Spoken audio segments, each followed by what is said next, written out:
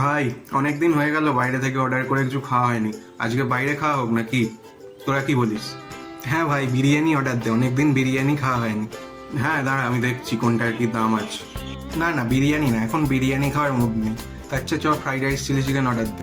না না, fried rice chilli chicken আগের বারেই তো আনানো হয়েছিল। চিলি চিকেনের পিসগুলোতে চিকেনই থাকে না, আর টেস্টও নয় এমন কিছু। হচ্ছে পাড়ার দোকান থেকে খাওয়া অনেক ভালো। তাহলে কি পিৎজা খাবি? ভাই, পিৎজা হয়ে যাবে বাজেটের মধ্যে, কিন্তু একটা পিৎজাতে তো সবার হবে না। আবার বেশি নিতে গেলে বাজেটও অনেক বেশি হয়ে যাবে। কি করা যায় বলতো? না, পিৎজা খেয়ে পোষাবে না। তার চেয়ে শোন, আমার কাছে একটা প্ল্যান আছে। বাড়িতে ম্যাগি আছে তো? হ্যাঁ, ম্যাগি তো আছে রান্নাঘরে, তাই না? চ, ম্যাগি বানানো হোক সবাই মিলে। 2 মিনিটে না হোক 5 মিনিটে তো হয়েই যাবে। আর এখন অর্ডার দিলেও রেস্টুরেন্ট থেকে আসতে আসতে অনেক টাইম লেগে যাবে, অতক্ষণ ওয়েট করা যাবে না।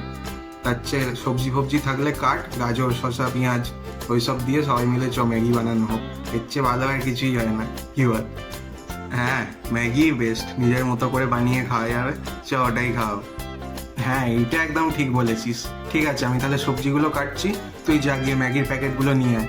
আজ জমিয়ে ম্যাগি পার্টি করা হবে।